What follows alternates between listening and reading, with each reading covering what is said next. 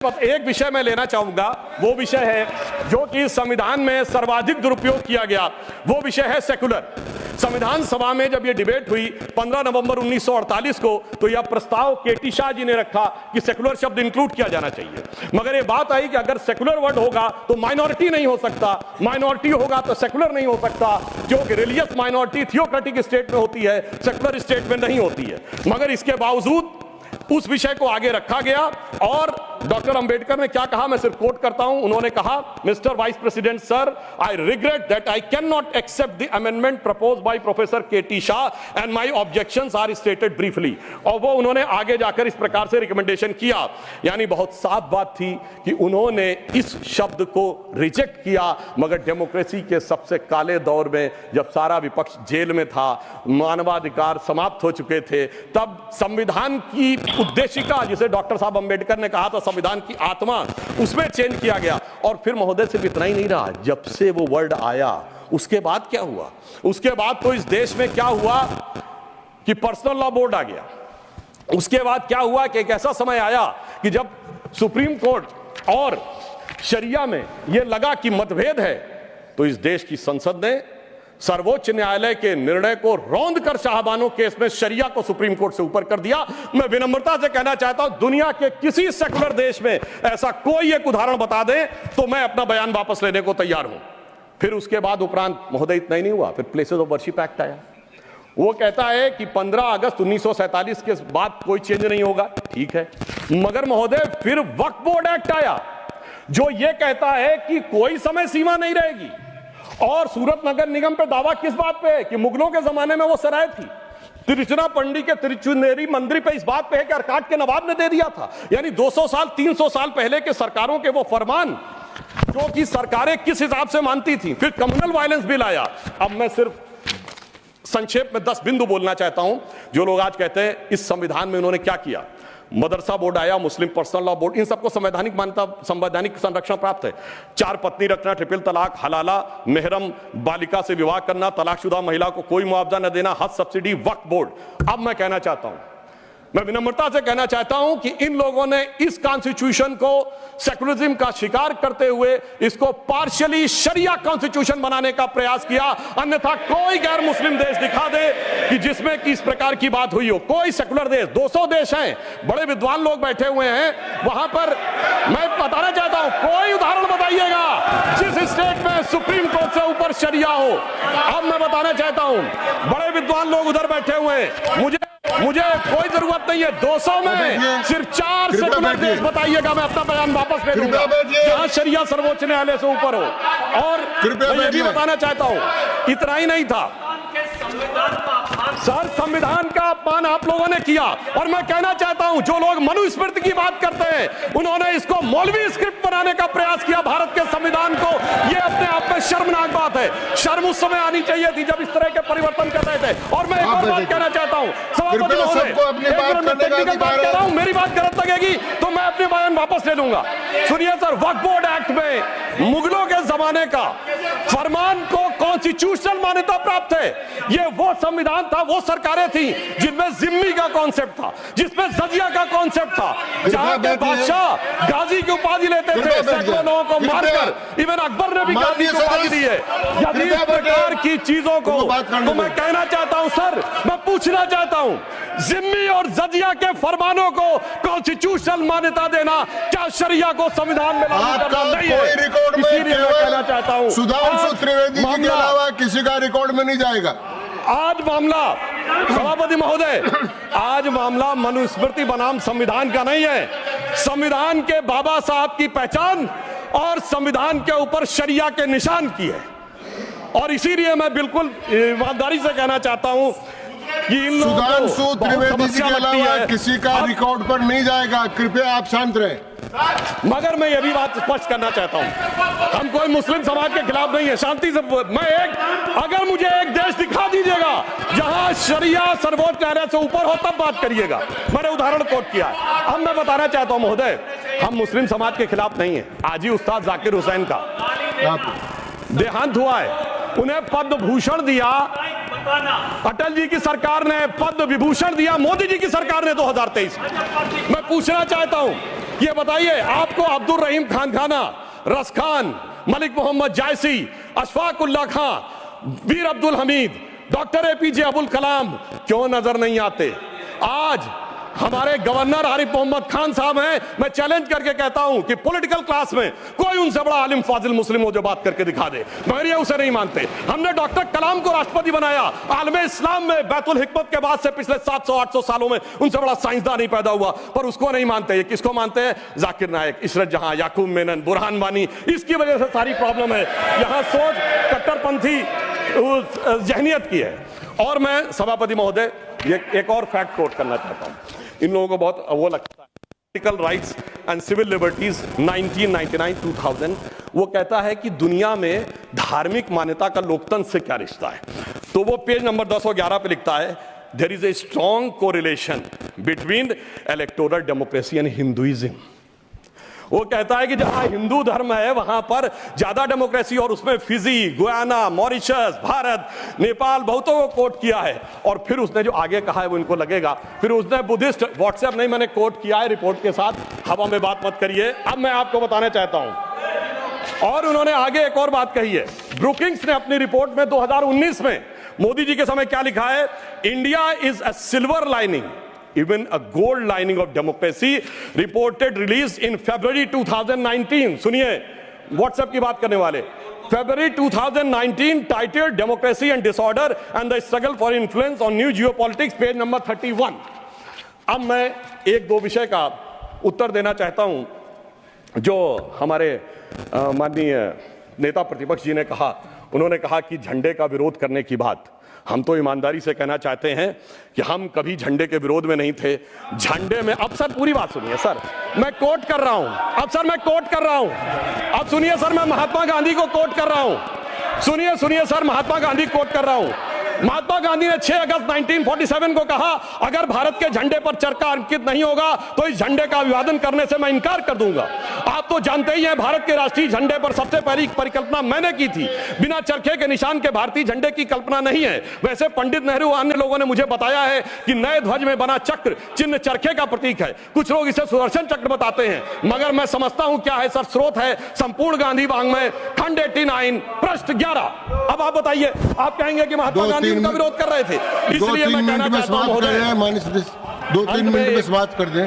जी मैं समाप्त कर रहा हूं सर। एक बात और कहना चाहता हूं, अंगूठा कटवाने की बहुत बात कही गई। वैसे इतने अंगूठे कटे हैं पिछले 60-70 सालों में कि उन एकलव्यों से पूछ लिया जाए तो समझ में आ जाएगा। मगर जो लोग बहुत ज्ञान बघाड़ते हैं, मैं उनसे पूछना चाहता हूं, किसी ने महाभारत में पढ़ा है क्या कि मैकाले का ही थॉट पढ़े आ रहे हैं? मैं किसी के प्रति अपमान नहीं करना चाहता। 100 में 99 लोगों को यह नहीं पता कि वो किस चैप्टर में है। महाभारत के वन पर्व में है, जहां पर जब एकलव्य का वो पूरा विशेष नहीं जाता, जब द्रोणाचार्य उससे पूछते तुम अपना परिचय दो, तो कहता मैं मगध नरेश जरासंध के प्रधान सेनापति हिरण्यधनु का पुत्र Eklavya. He was the chief of the arm forces. माननीय सदस्यगण, आप ऐसे कहते जैसे माननीय सदस्यगण, जो बचे हुए माननीय सदस्य बोलने वाले हैं उनको कल अवसर मिल सकेगा। आप कृपया 1-2 मिनट में समाप्त करें। जी हम समाप्त करते हैं। तो इसलिए मैं कहना चाहता हूं, जब अगर आप हकीकत में देखेंगे तो समझ में आएगा। और मैं आज प्रधानमंत्री जी को धन्यवाद देना चाहूंगा। महोदय, ये जरासंध की सेना वो थी जो उस समय भारत की सबसे शक्तिशाली सेना थी, जिसके लिए कृष्ण जी भी एक बार छोड़े थे तो रणछोड़ नाम पड़ा था।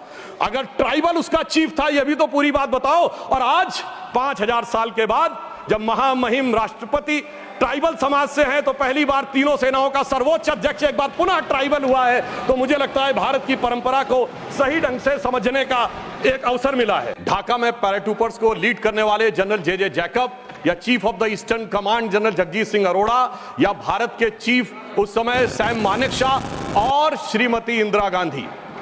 और यह समय याद भी दिलाता है कि जब कोई ऐसा वक्त आता है तो उस समय हमारे नेता और उस समय नेता प्रतिपक्ष अटल जी ने इंदिरा जी की तारीफ करके कहा था कि हम सरकार के साथ खड़े हुए हैं। तो विपक्ष को याद रखना चाहिए कि किस ढंग से समर्थन किया जाता है।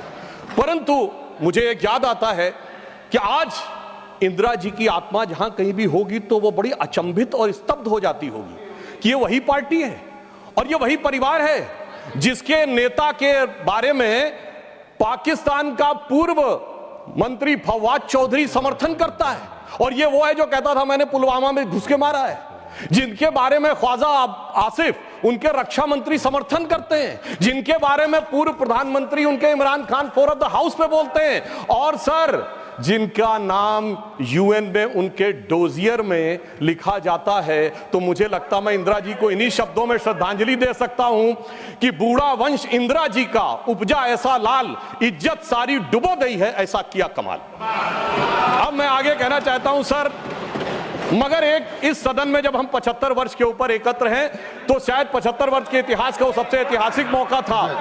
तो मैं ये कहना सर आपके लिए आगे सुनिए सर, आप अरे लीजिए आप सुनिए, मैं एक बताना चाहता हूं सर, एक महत्वपूर्ण बात यह थी कि एक तरफ 7th फ्लीट भेजा गया था और चंद दिनों के अंदर अमेरिका ने मान्यता भी दे दी थी। हमने 93,000 प्रिजनर ऑफ वॉर छोड़े मगर पीओके में कुछ नहीं कर पाए, चलिए वो एक अलग बात है। हमारे 54 प्रिजनर ऑफ वॉर पाकिस्तान में थे, वो नहीं मिल पाए। ये मुझे आज तक आश्चर्य है कि 93,000 दे के 54 नहीं ले पाए। सुलह की कौन सी शक्ल सुमरती रही।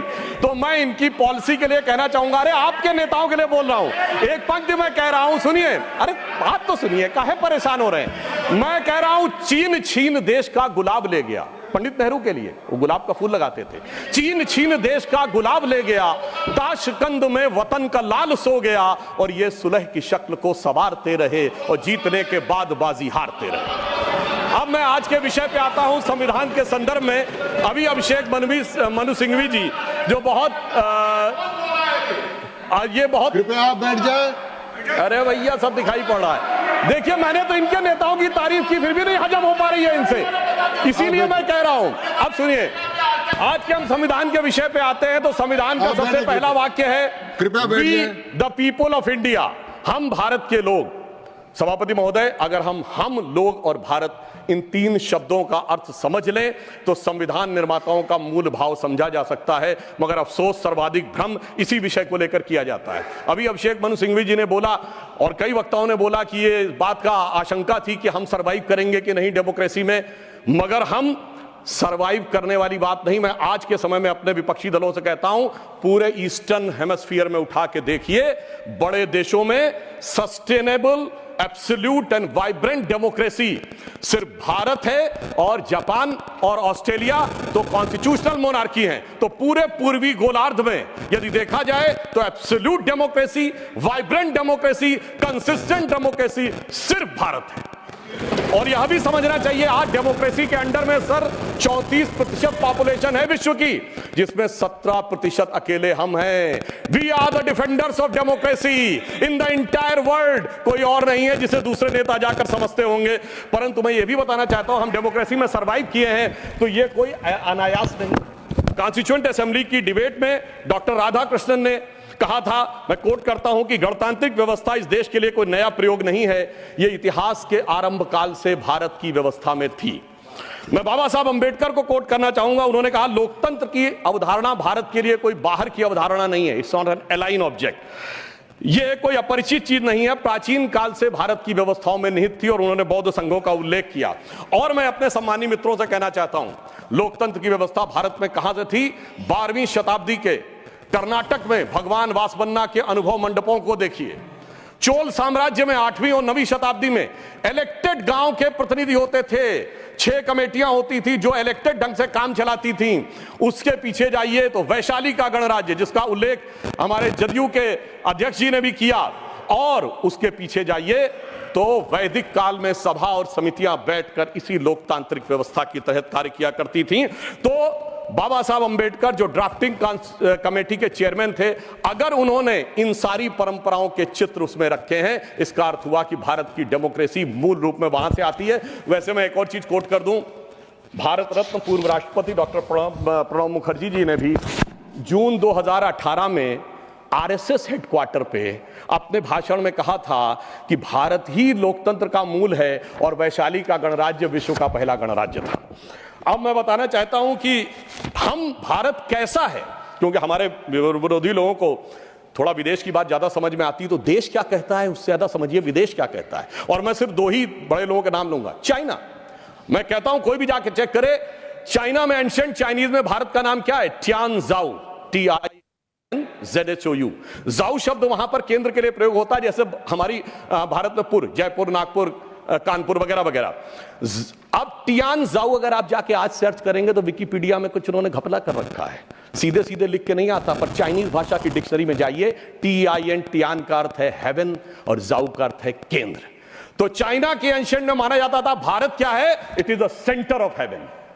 एंशिएंट जापानीज में भारत का नाम है Tenjiku, that is the centre of heaven. और ये कहते देश ही नहीं था, और चीन भी कह रहा है और जापान भी कह रहे हैं कि ये देश तो वो है जो स्वर्ग का केंद्र था। अब मैं बताना चाहता हूं, मिडिल ईस्ट में, अरब में 8वीं और 10वीं शताब्दी में जितने भी बड़े बड़े अरब के राइटर्स हुए हैं, चाहे इब्ने असीर हो, इब्ने कसीर हो, इब्ने तबरी हो, इब्ने खल्दूम हो, उन्होंने क्या लिखा है, अजीदुल रिहल उल इलामीन बिल इलादुल हिंद, यानी when I look towards the India the cool breeze of knowledge comes to अस।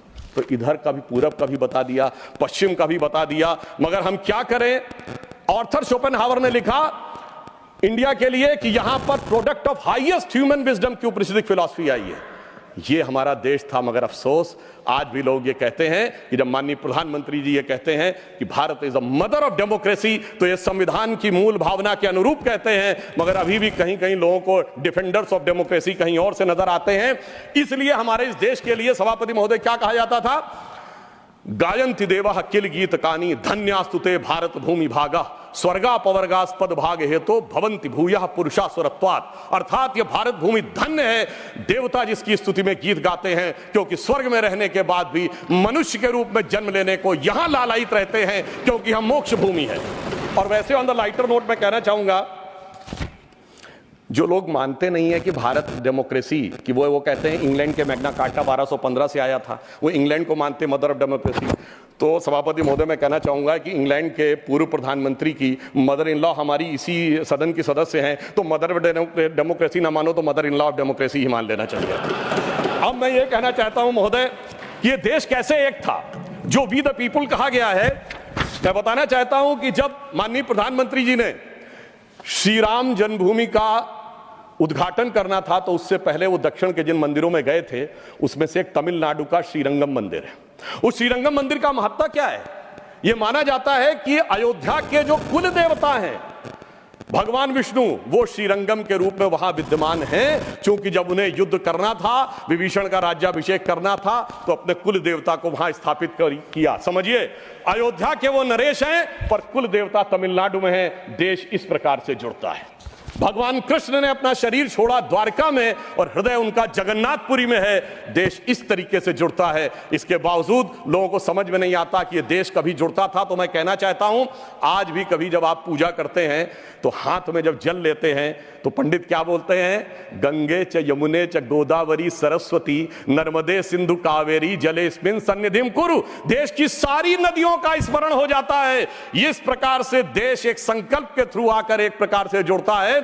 और इसीलिए इसकी डेफिनेशन भी दी गई। अगर इंडिया दैट इज भारत कहा गया है हमारे कॉन्स्टिट्यूशन में, तो इंडिया एक ज्योग्राफिकल कॉनोटेशन है जो इंडस रिवर के इस तरफ है। तो फिर देश कैसे नहीं था। और भारत के बारे में कहा गया है, उत्तरम यत् समुद्रस्य दक्षिणम च हिमाद्रिभि वर्षम यद भारत नाम भारतीय यस्य संतति। पूरे भारत की डेफिनेशन दी गई है जो समुद्र के उत्तर में और हिमालय के दक्षिण में है। मगर हम क्या बताएं कि अभी भी लोगों के दिमाग में वो विचार है। अब मैं अगले विषय के ऊपर आता हूं। स्वतंत्रता आंदोलन। कांग्रेस बहुत दावा करती है कि उसने स्वतंत्रता आंदोलन में बड़ा काम किया। निश्चित रूप से योगदान था कांग्रेस के बड़े नेताओं का, हम इसको नकारते नहीं हैं। परंतु उस योगदान के बाद उस योगदान में कितना मिष्ठान लेने का प्रयास हुआ, यह मैं कांग्रेस के एक नेता कोट करना चाहता हूं। आप सबने बड़ा प्रसिद्ध गीत सुना होगा, कदम कदम बढ़ाए जा खुशी के गीत गाए जा, जो आजाद हिंद फौज का गीत था। इसको लिखने वाले थे बंशीधर शुक्ल। वो कांग्रेस के नेता थे। 42 में भारत छोड़ो आंदोलन के वजह से उनको निकाल दिया गया नौकरी से। वो लखनऊ में आकाशवाणी में कार्य करते थे। मगर जब आज़ादी के बाद उन्होंने जो भ्रष्टाचार देखा, तो उन्हीं की पंक्ति में कोट करता हूं। क्यों, पहले कांग्रेस का एक चवन्नी हुआ करता था सदस्यता शुल्क, नारा होता था एक चवन्नी चांदी की जय बोलो महात्मा गांधी की। अब बंशीधर शुक्ल जी ने लिखा कि अब क्या होने लगा। उन्होंने कहा, कहां हूं बेड़िन की झनकार, कहां एक कुर्सी गद्देदार, कहां चवन्नी मांगे गुजर, कहां अब रिश्वत बेसुमार, हुईगा स्वतंत्र भारत हमार।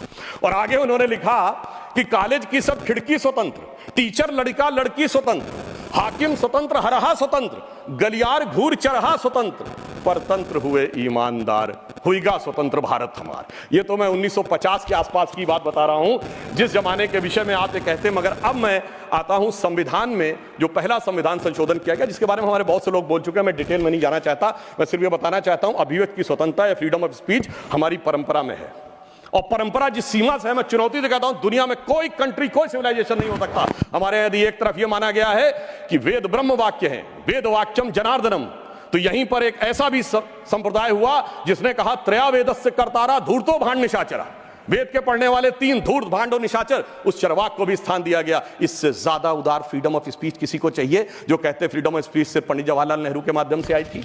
अब मैं बताना चाहता हूं, जो फर्स्ट अमेंडमेंट हुआ, अगर उस समय दो घटनाएं नहीं होती, सरदार पटेल जी की मृत्यु हो गई थी 15 दिसंबर 1950, और श्यामा प्रसाद मुखर्जी जी ने कैबिनेट छोड़ दिया था 6 अप्रैल 1950। अगर इन दोनों में से कोई होता सरकार में, तो मुझे पूरा विश्वास है कि यह नहीं हो पाया होता। परंतु उस फ्रीडम ऑफ स्पीच की कैजुअलिटी क्या हुई, मैं एक बताना चाहता हूं। बाबा साहब अंबेडकर ने जब 6 अक्टूबर 1951 को अपना इस्तीफा दिया है, जयराम रमेश जी ने वो बात ठीक कही थी कि उसका उपलब्ध है सरकार के आंकड़े में भी, मगर मैं कोर्ट, हाँ वो जी बिल्कुल है, ये है सर, ये है। मगर अब मैं कोट करना चाहता हूं कि बाबा साहब अंबेडकर ने के बारे में पद्म भूषण धनंजय कीर ने, जो कि इंदिरा जी की सरकार के द्वारा पद्म भूषण प्राप्त है, सबसे ऑथेंटिक बाबा साहब की जिन्होंने ऑटोबायोग्राफी लिखी, उन्होंने लिखा 10 अक्टूबर 1951 को लोकसभा में बोलने के लिए खड़े हुए। उनसे कहा गया मुझे अपना बयान प्रस्तुत करने की अनुमति दी जाए, तो उपसभापति ने कहा कि श्रीमान अंबेडकर, अगर आप अपने भाषण की कॉपी हमें पहले दे दी होती तो हम अनुमति दे सकते थे, आप चाहें तो 6 बजे के बयान अपना बयान दे सकते हैं। सभापति की बात सुनकर अंबेडकर जी को अचरज हुआ और धक्का लगा। उन्होंने कहा क्या अंबेडकर, तो एक संसद सदस्य श्री कुंजरू और श्री कामत ने उपसभापति से पूछा क्या अंबेडकर के भाषण की जांच की जाएगी? इस पर उपसभापति ने कहा मुझे देखना जरूरी है, इस पर ध्यान देने की जरूरत है। डॉक्टर अंबेडकर के बयान में कुछ अप्रासंगिक या बदनामी करने वाली बात तो नहीं है। तब डॉक्टर अंबेडकर ने गरज कर कहा कि मैं इस तरह की तानाशाही के आगे नहीं झुकूंगा, और यह कहकर वो सदन के बाहर चले गए और प्रेस में उन्होंने अपना वक्तव्य जारी किया। अब मैं दूसरा एक उदाहरण देना चाहता हूं, जो ये लोग बहुत बात करते हैं कि डॉक्टर अंबेडकर के विषय में इनके क्या विचार थे। मैंने अंबेडकर जी का विचार कोट किया, अब मैं कोट कर रहा हूं जवाहरलाल नेहरू जी का विचार, किसी अन्य का नहीं। जवाहरलाल नेहरू जी ने 16 जनवरी 1952 को चुनावों के उपरांत एडविना माउंटबेटन को पत्र लिखा। उसमें एक लाइन है, मैं कोट कर रहा हूं और सोर्स भी कोट करूंगा। On the other hand, in Bombay city and to the large extent in Bombay province, our success has been greater than expected. यानी वो चुनाव में विजय पर खुशी जाहिर कर रहे हैं, और आगे क्या कह रहे हैं? Ambedkar has been dropped out, यानी प्रसन्नता है कि अंबेडकर जी चुनाव हार गए। फिर मैं पूरा पत्र नहीं पढ़ रहा हूं, इसी पत्र में वो आगे लिखते हैं the socialist combined with Ambedkar's party and thereby they lost their repute, यानी अंबेडकर जी की पार्टी से जुड़कर उनकी प्रतिष्ठा कम हो गई। और महत्वपूर्ण बात मैं ध्यान देना चाहूंगा सदन का, आगे वो कहते हैं but Ambedkar has combined with Hindu communalist, यानी वो कह रहे हैं अंबेडकर जी हिंदूवादियों के साथ आ गए थे। सर सोर्स है selected works of Jawaharlal Nehru series 2 volume 17 page number 35 to 37। मुझे लगता है शायद बहुत से बक्से जिनकी मांग की गई है वो इसीलिए हटा लिए गए हों कि हर बक्सा अंदर से बोलता हो कि बैठा हूं दिल में इतने राज छुपाए, जरा सा होठ हिले तो न जाने कितनों के दिल डगमगाए। अब मैं आगे ये बताना चाहता हूं सर, फ्रीडम ऑफ स्पीच को, वो विषय तो बहुतों ने कहा इमरजेंसी का, मैं आगे का विषय बताना चाहता हूं। इस देश में फ्रीडम ऑफ स्पीच को कर्टेल करने के लिए कॉन्स्टिट्यूशनल अमेंडमेंट लाया गया, जो कभी हो नहीं पाया। वो था पोस्ट ऑफिस अमेंडमेंट बिल 1986, जिसमें यह अधिकार सरकार ने लिया था कि वो जिसकी चिट्ठी चाहे खोल के पढ़ सकती है, और उसमें आपत्तिजनक हो तो उस पर कार्रवाई कर सकती है। जैसे कोई आज ये कहे कि व्हाट्सएप, ईमेल, मैसेज आपके कोई भी सरकार पढ़ सकती है और पढ़ने के बाद कार्रवाई कर सकती है, वो तो भला हो ज्ञानी जैल सिंह जी का, जो उस समय राष्ट्रपति थे, जिन्होंने उस संवैधानिक व्यवस्था का उपयोग किया कि उन्होंने उसे वापस ही नहीं किया, इसलिए वो कभी वास्तविक अर्थों में आ नहीं पाया। दूसरा, मैं राजीव गांधी जी के समय का कोट करना चाहता हूं। 29 अगस्त 1988 को एंटी डिफेमेशन बिल आया, यानी कोई सरकार की आलोचना करेगा तो उस पर कार्रवाई होगी, मगर उस समय प्रबल विरोध के चलते हुए वो नहीं हो पाया। फिर मैं बताना चाहता हूं, डॉक्टर मनमोहन सिंह जी ने आईटी एक्ट 2000 में सेक्शन 68A को अमेंड किया, जो सुप्रीम कोर्ट के द्वारा स्ट्रक डाउन कर दिया गया। अब इसके उपरांत मैं ये भी बताना चाहता हूं कि जो संवैधानिक व्यवस्था थी वन नेशन वन इलेक्शन की, ये टूटी कहां से थी? जब कांग्रेस में अंतरात्मा की आवाज जाग गई थी। 67 तक सारे इलेक्शन एक साथ होते थे।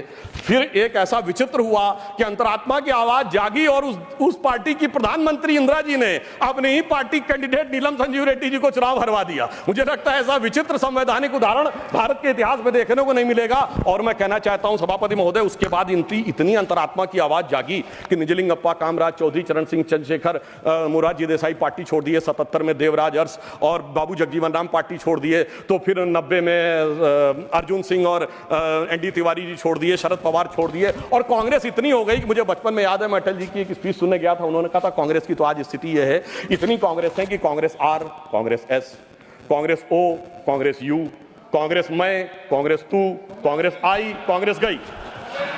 अब मैं बस एक विषय में लेना चाहूंगा, वो विषय है जो कि संविधान में सर्वाधिक दुरुपयोग किया गया, वो विषय है सेकुलर।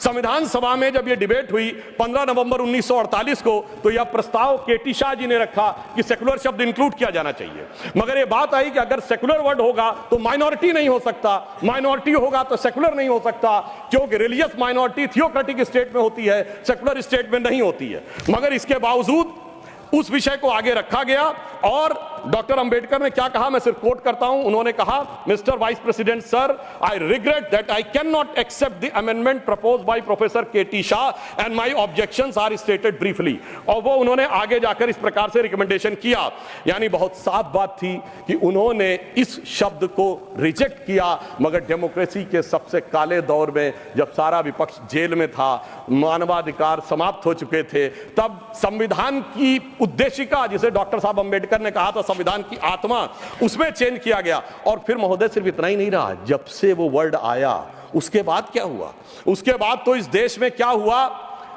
कि पर्सनल लॉ बोर्ड आ गया। उसके बाद क्या हुआ कि एक ऐसा समय आया कि जब सुप्रीम कोर्ट और शरिया में यह लगा कि मतभेद है, तो इस देश की संसद ने सर्वोच्च न्यायालय के निर्णय को रौंद कर शाहबानो केस में शरिया को सुप्रीम कोर्ट से ऊपर कर दिया। मैं विनम्रता से कहना चाहता हूं, दुनिया के किसी सेकुलर देश में ऐसा कोई एक उदाहरण बता दें तो मैं अपना बयान वापस लेने को तैयार हूं। फिर उसके बाद उपरांत महोदय इतना ही नहीं हुआ, फिर प्लेसेस ऑफ वर्शिप एक्ट आया। वो कहता है कि 15 अगस्त 1947 के बाद कोई चेंज नहीं होगा, ठीक है। मगर महोदय फिर वक्फ बोर्ड एक्ट आया, जो ये कहता है कि कोई समय सीमा नहीं रहेगी। और सूरत नगर निगम पे दावा किस बात पे है कि मुगलों के जमाने में वो सराय थी। तिरुचिरापल्ली के तिरुचुनेरी मंदिर पे इस बात पे है कि अरकाट के नवाब ने दे दिया था। यानी 200 साल 300 साल पहले के सरकारों के वो फरमान, जो कि सरकारें किस हिसाब से मानती थी। फिर कम्युनल वायलेंस बिल आया। अब मैं सिर्फ संक्षेप में 10 बिंदु बोलना चाहता हूं। जो लोग आज कहते हैं इस संविधान में उन्होंने क्या किया, मदरसा बोर्ड आया, मुस्लिम पर्सनल लॉ बोर्ड, इन सबको संवैधानिक मान्यता, संवैधानिक संरक्षण प्राप्त है।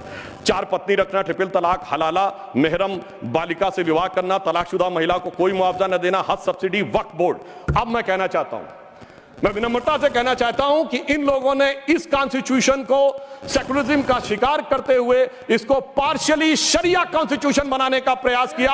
अन्यथा कोई गैर मुस्लिम देश दिखा दे कि जिसमें कि इस प्रकार की बात हुई हो, कोई सेकुलर देश, 200 देश हैं, बड़े विद्वान लोग बैठे हुए हैं वहां पर। मैं बताना चाहता हूं, कोई उदाहरण बताइएगा जिस स्टेट में सुप्रीम कोर्ट से ऊपर शरिया हो। अब मैं बताना चाहता हूं, बड़े विद्वान लोग उधर बैठे हुए हैं, मुझे कोई जरूरत नहीं है 200 में सिर्फ 4 सेकुलर देश बताइएगा, मैं अपना बयान वापस ले लूंगा, जहां शरिया सर्वोच्च न्यायालय से ऊपर हो। और मैं ये भी बताना चाहता हूं, इतना ही नहीं था सर, संविधान का अपमान आप लोगों ने किया। और मैं कहना चाहता हूं, जो लोग मनुस्मृति की बात करते हैं, उन्होंने इसको मौलवी स्क्रिप्ट बनाने का प्रयास किया भारत के संविधान को। यह अपने आप में शर्मनाक बात है। शर्म उस समय आनी चाहिए थी जब इस तरह के परिवर्तन कर रहे थे। और मैं एक और बात कहना चाहता हूं, सभापति महोदय, टेक्निकल बात कह रहा हूं, मेरी बात गलत लगेगी तो मैं अपने बयान वापस ले लूंगा। सुनिए सर, वक्फ बोर्ड एक्ट में मुगलों के जमाने का फरमान को कॉन्स्टिट्यूशनल मान्यता प्राप्त है। यह वो संविधान था, वो सरकारें थी जिनमें जिम्मी का कॉन्सेप्ट था, जिसमें जजिया का कॉन्सेप्ट था, जहां के बादशाह गाजी की उपाधि लेते थे, सैकड़ों लोगों को मारकर। इवन अकबर ने भी गाजी की उपाधि दी है। यदि इस प्रकार की चीजों को, तो मैं कहना चाहता हूं सर, मैं पूछना चाहता हूं, जिम्मी और जजिया के फरमानों को कॉन्स्टिट्यूशनल मान्यता देना क्या शरिया को संविधान में लागू करना नहीं है? रिकॉर्ड में इसीलिए मैं कहना चाहता हूं, सुधांशु त्रिवेदी जी के अलावा किसी का रिकॉर्ड में नहीं जाएगा। आज मामला सभापति महोदय, आज मामला मनुस्मृति बनाम संविधान का नहीं है। संविधान के बाबा साहब की पहचान और संविधान के ऊपर शरिया के निशान की है। और इसीलिए मैं बिल्कुल ईमानदारी से कहना चाहता हूं कि इन लोगों को सुधांशु त्रिवेदी जी के अलावा किसी का रिकॉर्ड पर नहीं जाएगा। कृपया आप शांत रहें। मगर मैं यह भी बात स्पष्ट करना चाहता हूं, हम कोई मुस्लिम समाज के खिलाफ नहीं है। शांति से अगर मुझे एक देश दिखा दीजिएगा जहां शरिया सर्वोच्च न्यायालय से ऊपर हो तब बात करिएगा। मैंने उदाहरण कोट किया। अब मैं बताना चाहता हूं महोदय, हम मुस्लिम समाज के खिलाफ नहीं है। आज ही उस्ताद जाकिर हुसैन का देहांत हुआ है, उन्हें पद्म भूषण दिया, अटल जी की सरकार ने पद्म विभूषण दिया, मोदी जी की सरकार ने 2023 में। मैं पूछना चाहता हूं, ये बताइए आपको अब्दुल रहीम खान खाना, रस खान, मलिक मोहम्मद जायसी, अशफाक उल्लाह खान, वीर अब्दुल हमीद, डॉक्टर एपीजे अब्दुल कलाम क्यों नजर नहीं आते? आज हमारे गवर्नर आरिफ मोहम्मद खान साहब हैं। मैं चैलेंज करके कहता हूं कि पॉलिटिकल क्लास में कोई उनसे बड़ा आलिम फाजिल मुस्लिम हो जो बात करके दिखा दे, मगर ये उसे नहीं मानते। हमने डॉक्टर कलाम को राष्ट्रपति बनाया। आलमे इस्लाम में बैतुल हिकमत के बाद से पिछले 700-800 सालों में उनसे बड़ा साइंसदान नहीं पैदा हुआ, पर उसको नहीं मानते। ये किसको मानते हैं? जाकिर नायक, इशरत जहां, याकूब मेनन, बुरहान वानी। इसकी वजह से सारी प्रॉब्लम है। यहां सोच कट्टरपंथी जहनियत की है। और मैं सभापति महोदय ये एक और फैक्ट कोट करना चाहता हूं। इन लोगों को बहुत वो लगता है, तो मैं फ्रीडम हाउस रिपोर्ट, वैसे फ्रीडम हाउस में बहुत से लोग इनके मित्र लोग भी हैं, उसका annual survey of political rights and civil liberties 1999-2000 वो कहता है कि दुनिया में धार्मिक मान्यता का लोकतंत्र से क्या रिश्ता है। तो वो पेज नंबर 211 पे लिखता है, there is a strong correlation between electoral democracy and Hinduism. वो कहता है कि जहां हिंदू धर्म है वहां पर ज्यादा डेमोक्रेसी, और उसमें Fiji, Guyana, Mauritius, Bharat, Nepal बहुतों को कोट किया है। और फिर उसने जो आगे कहा है वो इनको लगेगा। फिर उसने बुद्धिस्ट, व्हाट्सएप नहीं, मैंने कोट किया है रिपोर्ट के साथ, हवा में बात मत करिए। अब मैं आपको बताना चाहता हूं, और उन्होंने आगे एक और बात कही है। ब्रुकिंग्स ने अपनी रिपोर्ट में 2019 में मोदी जी के समय क्या लिखा है? India is a silver lining, even a gold lining of democracy, reported released in February 2019। सुनिए, व्हाट्सएप की बात करने वाले, February 2019 titled Democracy and Disorder and the Struggle for Influence on New Geopolitics, page number 31। अब मैं एक दो विषय का उत्तर देना चाहता हूं जो हमारे माननीय नेता प्रतिपक्ष जी ने कहा। उन्होंने कहा कि झंडे का विरोध करने की बात, हम तो ईमानदारी से कहना चाहते हैं कि हम कभी झंडे के विरोध में नहीं थे। झंडे में, अब सर पूरी बात सुनिए सर, मैं कोट कर रहा हूं। अब सर मैं कोट कर रहा हूं, अब सुनिए सर, मैं महात्मा गांधी को कोट कर रहा हूं। सुनिए सर, महात्मा गांधी कोट कर रहा हूं। महात्मा गांधी ने 6 अगस्त 1947 को कहा, अगर भारत के झंडे पर चरखा अंकित नहीं होगा तो इस झंडे का अभिवादन करने से मैं इनकार कर दूंगा। आप तो जानते ही हैं, भारत के राष्ट्रीय झंडे पर सबसे पहली परिकल्पना मैंने की थी। बिना चरखे के निशान के भारतीय झंडे की कल्पना नहीं है। वैसे पंडित नेहरू और अन्य लोगों ने मुझे बताया है कि नए ध्वज में बना चक्र चिन्ह चरखे का प्रतीक है। कुछ लोग इसे सुदर्शन चक्र बताते हैं, मगर मैं समझता हूं क्या है सर, स्रोत है संपूर्ण गांधी वाङ्मय, खंड 89, पृष्ठ 11। अब आप बताइए, आप कहेंगे कि महात्मा गांधी उनका विरोध कर रहे थे, इसलिए मैं कहना चाहता हूं महोदय, 2-3 मिनट में समाप्त कर दें। जी मैं समाप्त कर रहा हूं सर। एक बात और कहना चाहता हूं, अंगूठा कटवाने की बहुत बात कही गई। वैसे इतने अंगूठे कटे हैं पिछले 60-70 सालों में कि उन्हें एकलव्यों से पूछ लिया जाए तो समझ में आ जाएगा। मगर जो लोग बहुत ज्ञान बघाड़ते हैं, मैं उनसे पूछना चाहता हूं, किसी ने महाभारत में पढ़ा है क्या? कि मैकाले का ही थॉट पढ़े आ रहे हैं। मैं किसी के प्रति अपमान नहीं करना चाहता। 100 में 99 लोगों को यह नहीं पता कि वो किस चैप्टर में है। महाभारत के वन पर्व में है, जहां पर जब एकलव्य का वो पूरा विशेष नहीं जाता, जब द्रोणाचार्य उससे पूछते तुम अपना परिचय दो, तो कहता मैं मगध नरेश जरासंध के प्रधान सेनापति हिरण्यधनु का पुत्र Eklavya. He was the chief of the armed forces. माननीय सदस्यगण, ऐसे कहते जैसे माननीय सदस्यगण, जो बचे हुए माननीय सदस्य बोलने वाले हैं उनको कल अवसर मिल सकेगा। आप कृपया 1-2 मिनट में समाप्त करें। जी हम समाप्त करते हैं। तो इसलिए मैं कहना चाहता हूं, जब अगर आप हकीकत में देखेंगे तो समझ में आएगा। और मैं आज प्रधानमंत्री जी को धन्यवाद देना चाहूंगा। महोदय, ये जरासंध की सेना वो थी जो उस समय भारत की सबसे शक्तिशाली सेना थी, जिसके लिए कृष्ण जी भी एक बार छोड़े थे तो रणछोड़ नाम पड़ा था। अगर ट्राइबल उसका चीफ था, ये भी तो पूरी बात बताओ। और आज 5000 साल के बाद जब महामहिम राष्ट्रपति ट्राइबल समाज से हैं तो पहली बार तीनों सेनाओं का सर्वोच्च अध्यक्ष एक बार पुनः ट्राइबल हुआ है, तो मुझे लगता है भारत की परंपरा को सही ढंग से समझने का एक अवसर मिला है। ढाका में पैराट्रूपर्स को लीड करने वाले जनरल जे जैकब या chief of the eastern command general Jagjit Singh Arora या भारत के चीफ उस समय सैम मानेकशॉ और श्रीमती इंदिरा गांधी। और यह समय याद भी दिलाता है कि जब कोई ऐसा वक्त आता है तो उस समय हमारे नेता और उस समय नेता प्रतिपक्ष अटल जी ने इंदिरा जी की तारीफ करके कहा था कि हम सरकार के साथ खड़े हुए हैं। तो विपक्ष को याद रखना चाहिए कि किस ढंग से समर्थन किया जाता है।